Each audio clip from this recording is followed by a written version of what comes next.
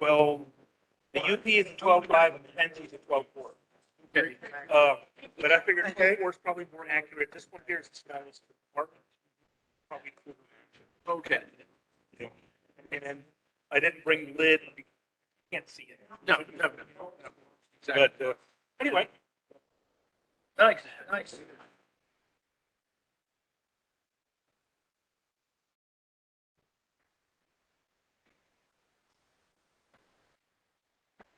Fixing to. That was a nice event. Yeah. These things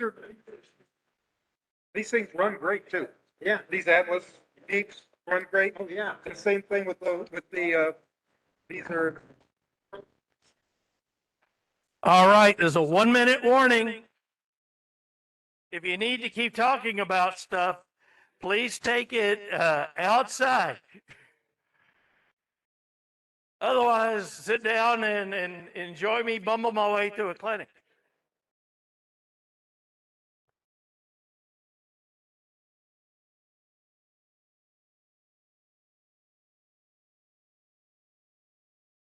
Woo, it got quiet.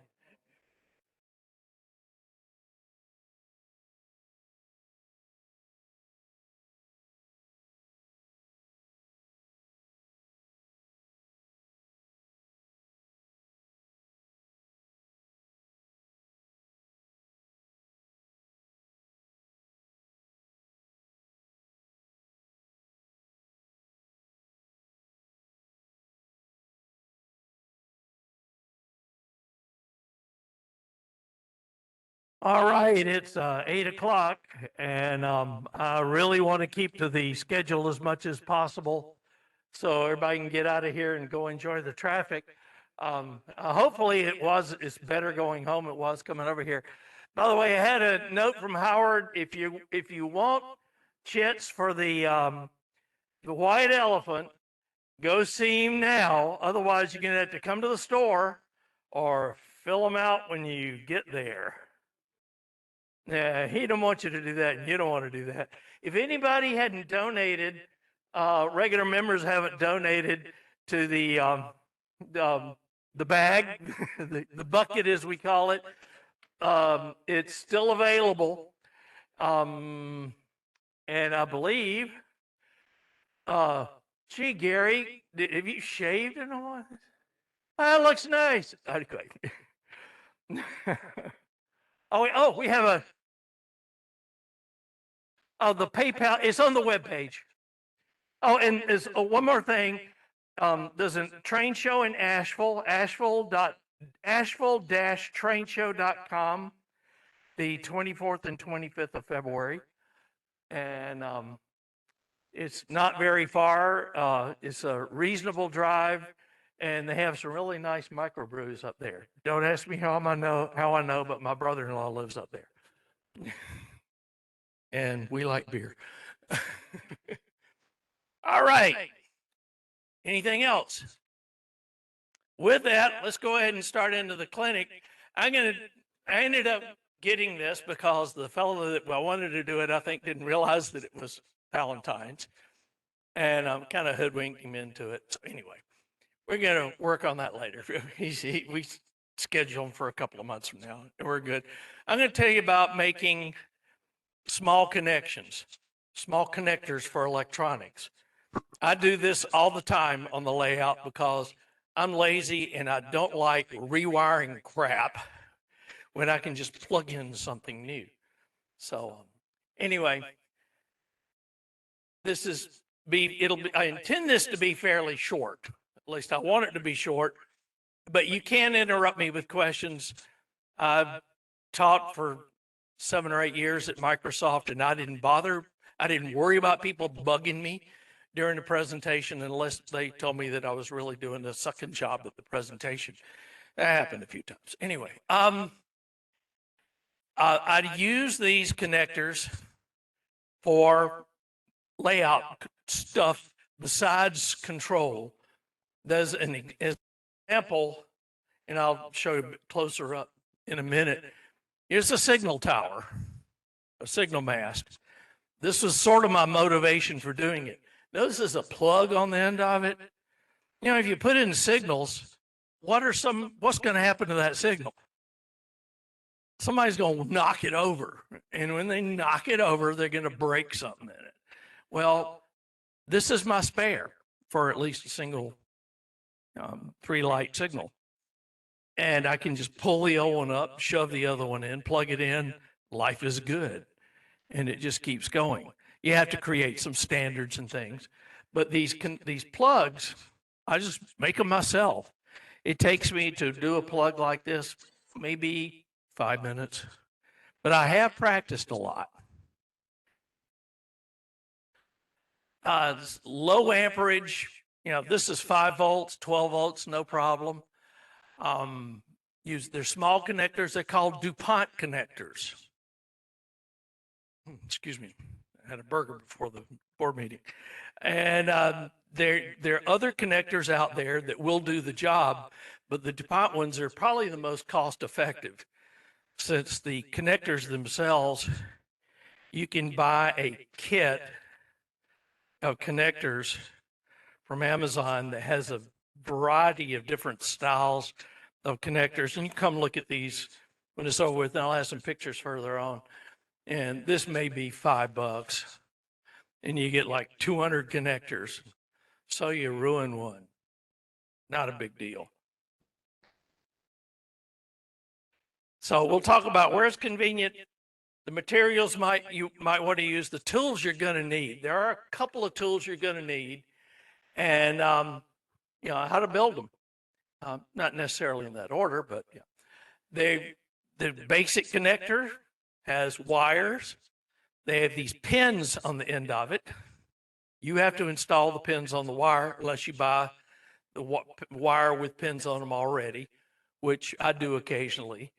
And then you have the housing, which are these little plastic beasties here. This, and sorry for the folks online, this is a commercial, recreated, I think it's a 6-conductor. Yeah, 6-conductor, you know, female to female device. You can do it. You can buy these. You can buy 6-inch pieces of wire with plugs already mounted on either end and cut it in half. There's all kinds of ways you can do it. I'll give you some web links in a minute of places you can get that kind of stuff.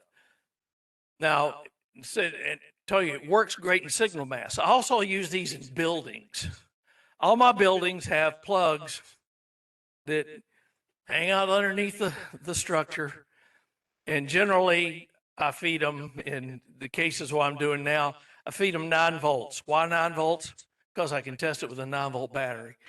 And so I make sure it has the right resistors for 9 volts. And then I'll just have a little bank of relays under the layout. And I want to turn the lights on the building.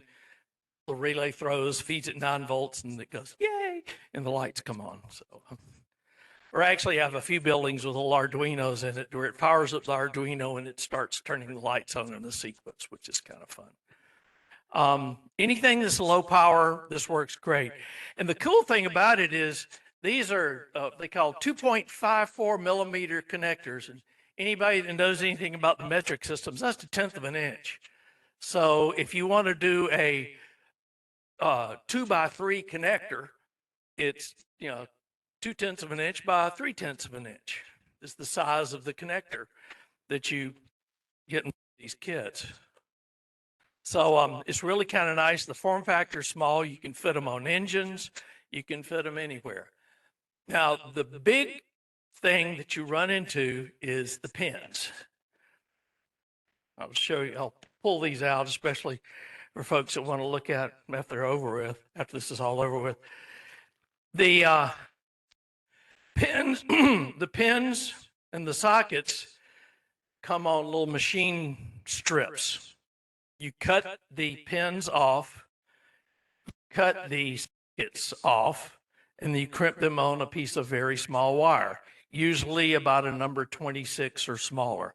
It works really fine with Cat 5 cable, which I use a lot of because it's cheap. And so that's the male and female versions of the connectors. So when you're creating a connector, this is how you do it. Now I'm showing the male one because it's a little more obvious. It's a little larger. You can see the insulator, which is in black, goes in and it fits underneath the top collar that you're going to crimp. That's for the strain relief. It's to keep you from pulling the whole mess out of the connector. The conductor is a little bit further down, and it goes underneath this little nub. The nub is what holds the pin in the housing. You don't want to crimp the nub because it won't hold it in the housing. So, but you see there crimps, there's a crimp location where that green wire is. And when you put it in the crimper and squeeze it all down, it crimps it all nice and neat. And the good thing is even if you bought them commercially, a machine does it and it looks even better than the ones that at least I make. Couple of cautions. Do make sure that you remove the connector from the machine strip. These things are designed to put in an automated device that will make a few thousand connectors in a few seconds. But by the way, the pins cost maybe a penny each, probably even less.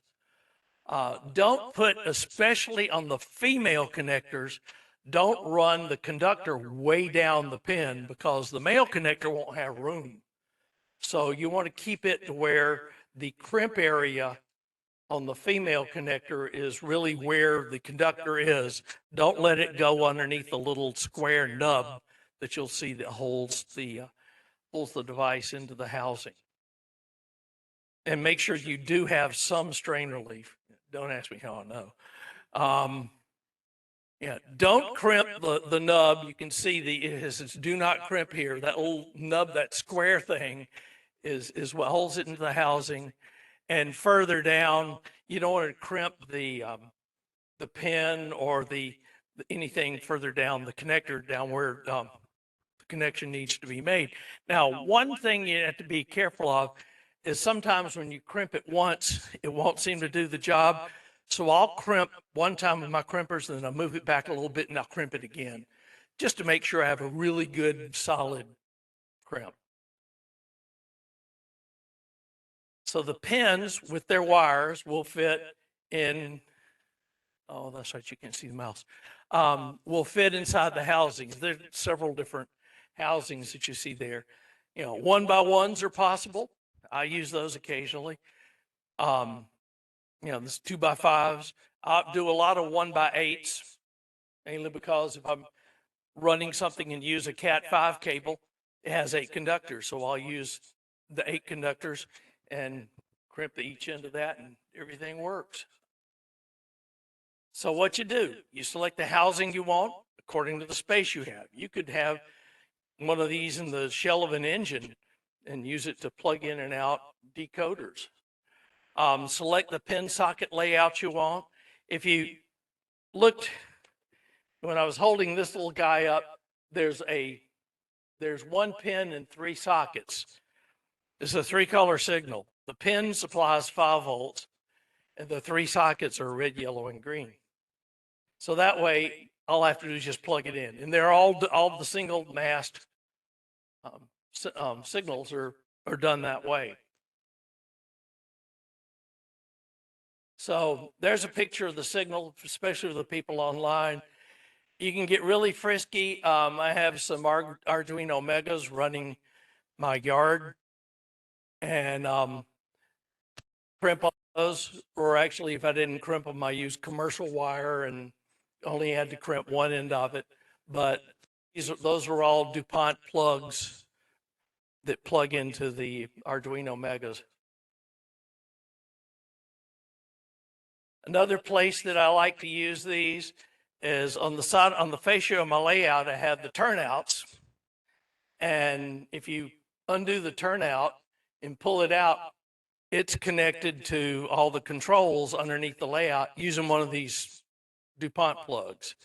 That way, if I really don't like the plug itself or the panel, I can make another one on my, on the workbench, bring it over there and just swap them out. So if the graphics are not anything I like, I want to improve something on it or change some of the arrangement of some of the LEDs on it, I can do it that way. And it also, anybody that's into Arduinos, it works with anything Arduino. It doesn't work with high-powered track connections. If you're drawing high amperage, this generally won't work. Now, it will probably work if you're connecting leads to a motor in an engine shell. But beyond that, I wouldn't recommend it at all. It'll work for any LEDs on the engine itself, but never use it for 110 volts. This is a good way to ruin your whole day. I know, yeah, right. Or high current applications. If you're modeling G scale or something, it probably won't work for the motor for G scale. So what you need is housings, pins and sockets, crimpers. I'll show those in a minute. In my case, optimizers, really, really useful when doing this. This is like working on N scale. And of course, wire, you need some sort of wire. So first tool you need is a wire stripper. Now, I know that you can buy wire strippers for 99 cents and all this other crap. These cost, I think, 10 bucks on Amazon. They're really good. They will strip down to number 30 wire. It's worth getting a really good set of crimpers, and I really probably need to order another pair because I keep misplacing these as my desk piles up. These keep walking away, but a good set of wire strippers really will help a whole lot, and it keeps you from ruining the wire, ruining the insulation. These are definitely worth purchasing. If you're using category 5 wire, now that's where you can get cheap. They make these little wire strippers for Cat 5 cable, and you slip the wire in up at the top, just like to the first click. You can see the razor blade up at the top, spin it around, and the outside insulation comes off, and the wire on the inside is not nicked. Does it? The what? Oh, no, it only does the outside jacket. And then you have to strip the inside wires. But one of the problems with Cat 5 is people, at least I would try to strip the outside jacket on a category 5 cable, and I would nick the inside conductors and sometimes make them weak where they would break. This thing, you just spin it around and pull the insulation off, and it doesn't nick any of the insulators inside. They're really nice to have. They're cheap. Amazon sells them in 5-packs for probably $2 or $3. So I bought a bunch of them, and I just have them in a drawer. So when I lose one, I just grab another one. A good crimper, you got to have the right crimper. Now, this is the one to have. It's an Iwis DuPont Professional Pin Compression Ratcheting Modular Insulated Terminal Crimping Tool. Anyway, yeah, no, it doesn't come with. The good thing about this is it's 23 bucks, which is really not too bad. They're available on Amazon. And I know that sometimes when you buy these DuPont kits with pins, you can buy them in a combo pack with the crimpers. So you can buy the whole thing with one SKU, which is kind of nice. Those are good. Now, it takes practice to crimp these things. So you're going to want to try, a bunch. And occasionally I screw one up. I used to screw up about every other one. And then I got better. I kept practicing and working on it. And it's gotten where now I can crimp and it doesn't really bother me. It doesn't scare me to crimp something. I'm not worried that I'm going to shorten the wire too much, having to redo it a few billion times. But the beauty of the DuPont connectors, if one doesn't work, or if you want to change the pin configuration, it's easy to remove the pin. There's a little tab there on the DuPont connector. You can lift it and just pull the conductor out and redo the connector, or redo the housing, reinsert it. It does take practice, and it's worth it. There's also another style socket. I'm not going to go into this. Just to let you know, there's KK style sockets. You can get these with on like a DigiKey. They're really, really high quality, really, really nice commercial version connectors. And I've used a number of them, and I like them, but they're more expensive. And I've gotten to where I like the DuPont plugs a little bit better because it has more room for me to scribble or put a little piece of tape on there with what actually this connector goes to. So there's a sample there of how I've used a whole bunch of these KK connectors.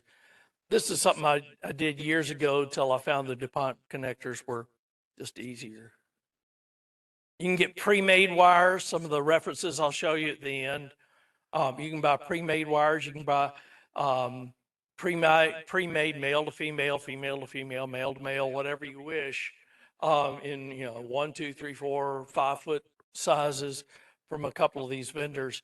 And so if in like my case for signals, I buy a bunch of 1 foot red, yellows, and greens with female connectors on both ends, and I cut them in half, and then I connect those inside the mast, and that way I can bring it down to my plug. So, and of course, wire, you can use the fancy, nice, molded together, different color wire, or you can use individual wires. You can get all the wire on Amazon or several of the sites. Now, the lessons I've learned using these things, practice not with something that's real important. And then once you get the hang of it, then do something that's important. Test the connector before you insert it into the housing, because that way you don't have to dig up that little pin, pull out the wire, and do all kinds of machinations with that. So test it first before you insert the pin into the housing. So if you have it connected to an LED on one end, and you have the pin sitting there, you can add the voltage to it and see if the light's light and everything's happy. And then of course test it after you insert it into the housing too. It's don't try to solder those pins because it makes the connection real stiff and it doesn't really fit into the DuPont housing very well. So I generally recommend against it. I've heard of people that do it, but I don't do that. And I have a spare. In this case, this is my spare signal. I have other signals that I haven't made the spare for yet. Now, where you can get stuff, there are a number of good sites, and if you haven't really looked at a lot of these small electronic sites, they're really good for all kinds of stuff. And the connectors and things they have are a lot cheaper. In this case, with a number of them, a lot higher quality than what you can get on Amazon. Sparkfun.com, they have they used to have Spark computers, which are little tiny computers. Now they've gone into Arduino and God no telling what, all kinds of other different ones. Pololu, which is really good. They do robotics. They're an outfit. They used to be in Hawaii, and they moved, I think, to Denver. And they're really, really good. And they have a lot of the different wires and anything that you would need. ModernDevice.com is another one. Of course, you can get Amazon. Jamico, you've probably heard of Jamico. They have a lot of good things that's out there. And of course, DigiKey and Mouser, they're not, if you have anything special like those KK connectors, that's where you get the KK connectors. They're more industrial grade. But then if you're buying 100 or 200 pins, the price is really not too bad. Anyway, that's it. Told you I was going to keep it quick. That's 20 minutes. That worked out all right. So if you have any, yes.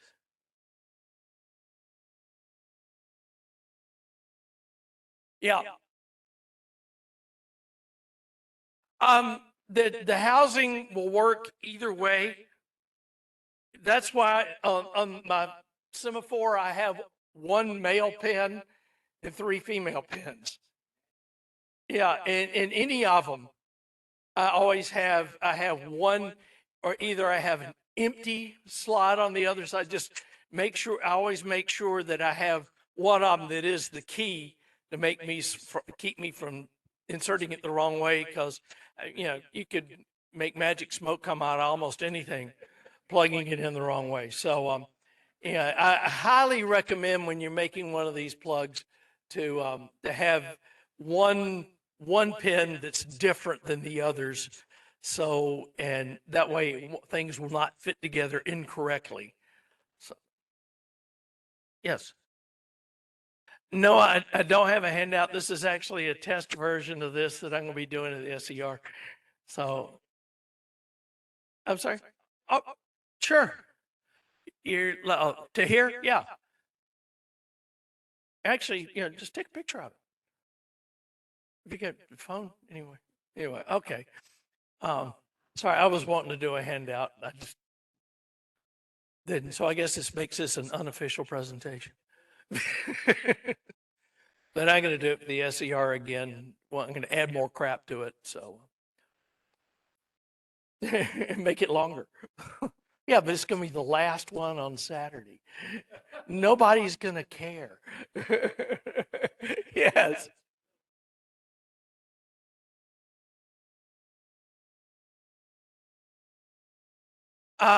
Whether question is working with Arduinos, are they pretty idiot proof? Generally, yes.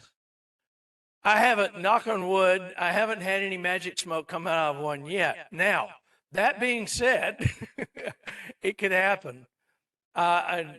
Working with Arduinos, I generally have a couple of real Arduinos, and I'll do testing and stuff on those, and then I'll move it to production stuff. I use the bargain basement stuff you buy on Amazon. Because that way, if it's on the layout and something happens and it fries, it's $5, and I'm not crying over spilt milk. Instead of it cost me 15 or 20 bucks, and I go, oh God, I've toasted a really good one. So. Yeah.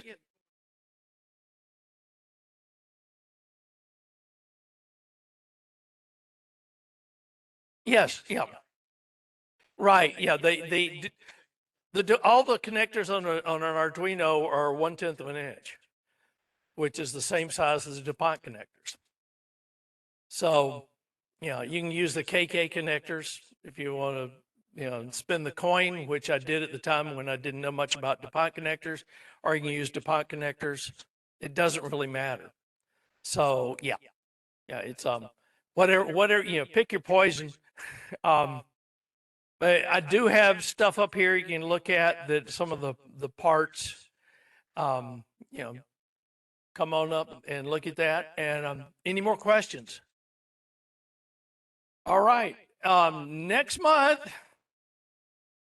Stefan's going to be doing 3D printing 101, which ought to be really good. I'm looking forward to that. The bring and brag is freight cars. Anybody got any freight cars? I don't know if anybody has any freight cars. No. Anyway. All right. And don't forget the train show. If you haven't signed up to volunteer, we really, really, really, really need volunteers. And it signs up online. I'm sorry. Sure.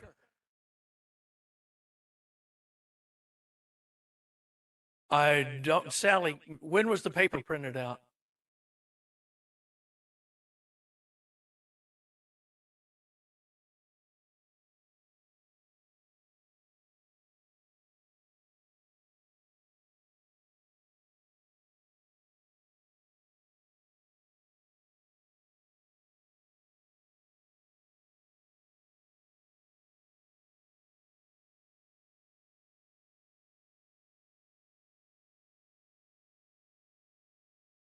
Okay.